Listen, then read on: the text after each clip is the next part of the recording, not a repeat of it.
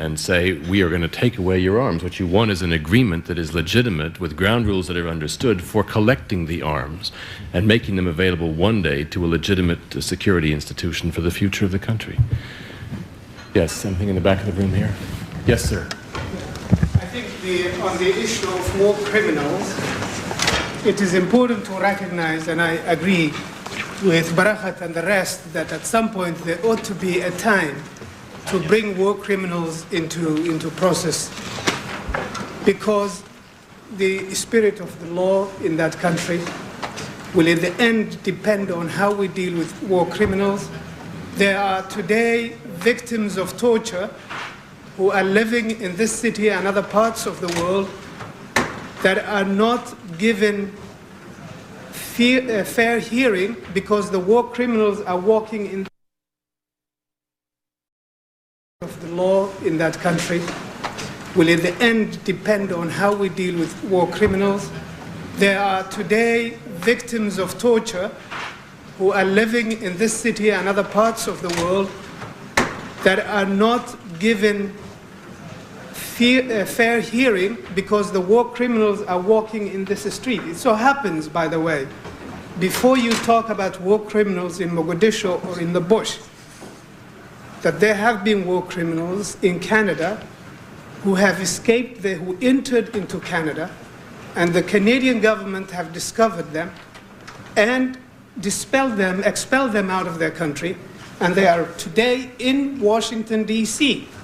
with documents of having murdered and killed.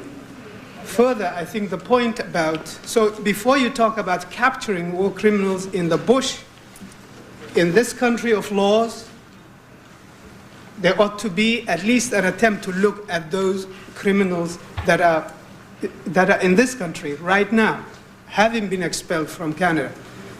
Further, I think the point about humanitarian, the American intervention is quite clearly humanitarian. We heard it again and again. But also we have to be really realistic, because massive intervention of that sort is not purely humanitarian. It becomes willy-nilly political. And when you hear Somalis talk to you, disarm this guy or this group, it is political, because there is a decision to say, now that you are in Mogadishu, just disarm those in Mogadishu, not the rest of the country. You have to be very careful on this issue of disarmament. And the more I think the US gets involved, the more the humanitarian element potentially could be weakened and the political issue comes up, the more you pick up the issue of collecting arms. And in fact, strangely, people are talking about the cat and what Chad does and the drugs, so-called, and stopping it. So one has to be careful about that whole complex of issues. With regards to the UN, I should say I think the anxiety about Somali's anxiety at the present time is not the US intervention, it's what the UN will do. Ambassador Sahnoun, a caring, independent man who has labored to learn Somalis, he really, more than any other UN representative that Somalis can tell you, has gone down to the ground, talked not to warlords, he talked to elders, he talked to religious people, he talked to every level of Somali society, and he has given the UN a measure of credibility it did not deserve over the past so many years when it had pulled out. And what frightens many Somalis is that a man they began to respect and to really associate with the UN has been expelled because he was able to tell what the facts were. Will the UN, and I'm really general, I'm not specifically referring to you, others may comment, I with due respect. With regards to the Somalis, the UN has not really worked for credibility. It does not have a credibility. Its history has not been one credible one.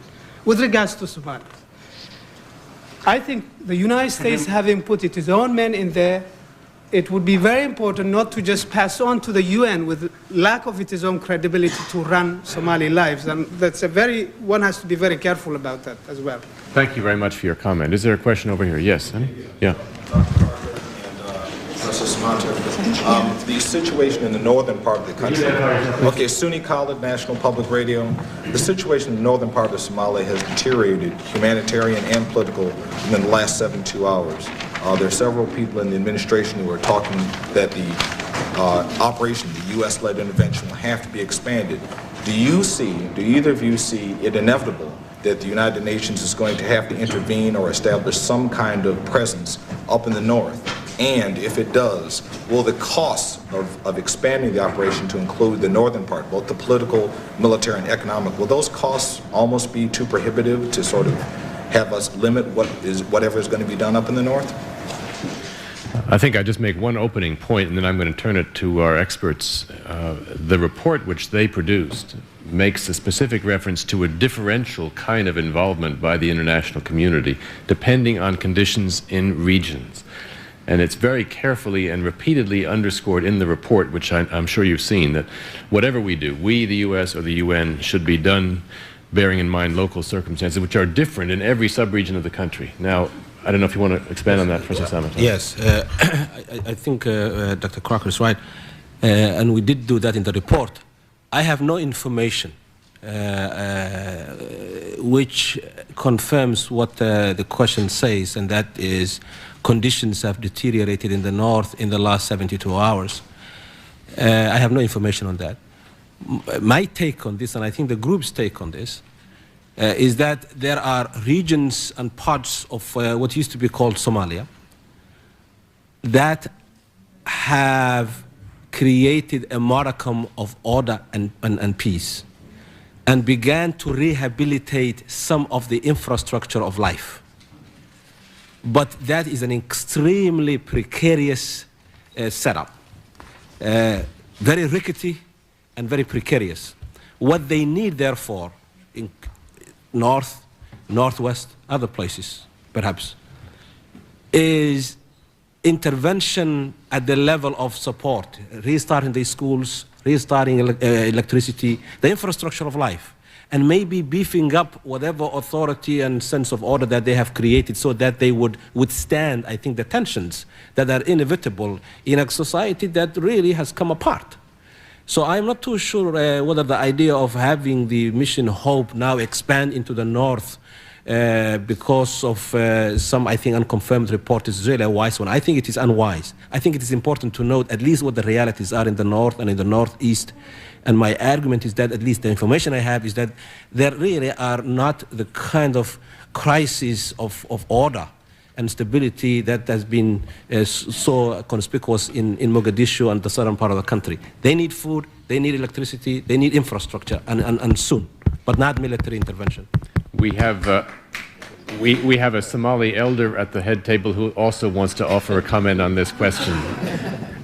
Yeah, this is one that works. Is it working? Is it working now? Just a brief comment to respond and to highlight, I think, what Dr. Hussein raised earlier. Dr. Hussein Bulhan raised in his comment, and it's important for that one. I think what Ahmed has responded to the question. What Dr. Hussein raised is the fears of Somalis about the UN. And it appeared even in the list of countries. I think Ambassador Oakley got into that in the press. Italy and Egypt are disliked in several parts of Somalia. And this has been made clear several times. So therefore, the idea of just every country who wants to go there must be welcomed by the Somalis takes too far the humiliation of Somalia and the fact that there is no government. I think there should be negotiations of placing them. Secondly, Somalis feel that the US should decrease their force over time, but should remain with their force as part of a UN force. A limited force, but a US force should remain. There was talk about the force in the sea might remain, but even on land, this is appreciated. So these, I think, are good points to just bear in mind from dialogues, from what is seen. But there are two aspects of the human side which I like to raise, which are important. And that is, somebody told me about the northwest. There was talk at that time that some other, if not Egyptian, they will go Belgians or some people. It was not before the US. and the population went to the government said they don't need them, they should go to the south. So some members of the population who are very private sector oriented said to the government, are you fighting? They said no. So you have peace, right? Then why are you afraid of some foreign troops here? The foreign troops don't do anything to you. They'll hang around and we'll be able to sell our cigarettes. Our women will sell the cigarettes and so on. That's a deep understanding that with foreign troops might come foreign aid, might come attention, and might come possibly the building of some infrastructure. So that was one side. The other side was on the US force, it's not just because it was effective and can deliver. Some of us felt that the US military is a military from a democratic country and it's followed by the press and is followed by Congress and is criticized, and therefore it's much more easier to pull out than a bureaucratic melange of UN forces, most of whom are there just to get a salary. Some come from, like Pakistan means they're coming from a dictatorship, so it doesn't really matter what kind of government you have or they have, so they can't participate in that kind of dialogue with you. And lastly, the experience of West Africa, where West African troops went to Liberia. Look at the track record. They became part of the smuggling, partly because they're underpaid. And it's sad to say that, because it's the same way we hate to say it about Somalia, but it's a fact in Africa. Their countries are not able to back them up logistically, and they have even become a local force now, a real local tribe in a bigger sense than what Mukhtar was saying with the Americans. So this I think should be understood in this context. Thank you very much. I'd like to thank all of our panelists here for their splendid contributions. We appreciate people taking the time to come. I'd like to thank the audience, and I also want to thank all the staff, David Smock and his colleagues of the Institute, who made this event possible. Thank you.